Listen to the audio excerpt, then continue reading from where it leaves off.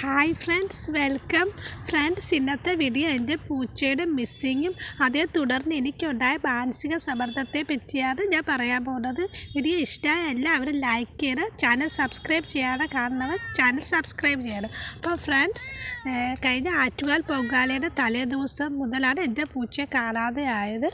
സാധാരണ എല്ലാ ദിവസവും 3 നേരം വരും. വിസ്കാസ് ഗ്രേവിയെ കൊണ്ടെങ്കിൽ പിന്നെ വീട്ടിൽ വരും. പക്ഷേ ആ ദിവസം രാവിലെ വിസ്കാസ് ഗ്രേവി കൊടുത്തിട്ട് എൻ്റെ പൂച്ചയെ കണ്ടില്ല.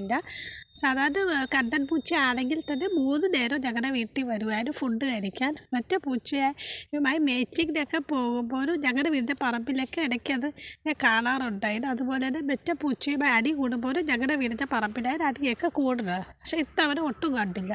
പൂച്ചയെ കാണാത്തത് എനിക്ക് വല്ലാത്ത മാനസിക സമ്മർദ്ദമാണ് ഞാൻ ആ 2 ദിവസം അനുഭവപ്പെട്ടത്. ഇപ്പോഴും ഇന്ന് രാവിലെ ഇതുവരെ വന്നിട്ടില്ല.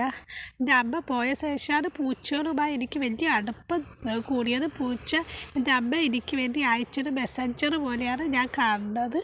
പൂച്ച വീട്ടിൽ വരുമ്പോൾ അവരുടെ കൂടെ സമയം സ്പെൻഡ് ചെയ്യുമ്പോൾ എൻ്റെ ടെൻഷനൊക്കെ കുറയുന്നത്. ഇവിടെ പറമ്പിലെല്ലാം ഞാൻ ഒരുപാട് അന്വേഷിച്ചായിരുന്നു. അന്നത്തെ ദിവസം ആറ്റുകാൽ പൊങ്കാലയായിരുന്നു. രാത്രിയൊക്കെ വരെ പാട്ടും കാര്യങ്ങളൊക്കെ ഉണ്ടായിരുന്നു. എല്ലായിടത്തും ഞാൻ നോക്കിയിട്ട് എൻ്റെ പൂച്ചയെ കാണുന്നില്ലായിരുന്നു. ഒരുപാട് മാനസിക സമ്മർദ്ദം ഞാൻ അനുഭവപ്പെട്ട് ഒരു നല്ല തലവേദനയൊക്കെ ശരീരം ആകെ തളർന്നതുപോലെയായി. ഞാൻ ജീവിക്കുന്നത്, അമ്മ പോയ ശേഷം ജീവിക്കുന്നത് ഈ പൂച്ചകളെ ഓർത്താണ്. പിന്നെ അവരില്ലെങ്കിൽ പിന്നെ ജീവിച്ചിട്ട് അർത്ഥമില്ലെന്നൊക്കെ വരെ എനിക്ക് തോന്നിയ നിമിഷങ്ങളായിരുന്നു. പക്ഷേ പിന്നെ പൂച്ച വന്ന്, പക്ഷേ അതിൻ്റെ പിന്നെ എല്ലാവരും പറഞ്ഞ് പൂച്ച ന്യൂട്രൽ ചെയ്യാത്തതുകൊണ്ടാണ്.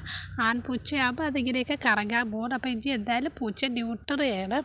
2500 രൂപയുടെ ന്യൂട്രൽ ചെയ്യാനാണ് ഞാൻ തീരുമാനിച്ചിരിക്കുന്നത്. ഇപ്പം എൻ്റെ പൈസയൊന്നുമില്ല. പക്ഷേ എനിക്ക് പൈസ കിട്ടുമ്പോൾ ന്യൂട്രൽ ചെയ്യണം. അപ്പം വല്ലാത്തൊരു അനുഭവമാണ് അന്നത്തെ ദിവസം ഞാൻ അനുഭവിച്ചത് ഫ്രണ്ട്സ്. പിന്നത്തെ വീഡിയോ ഇത്രയേ ഉള്ളൂ.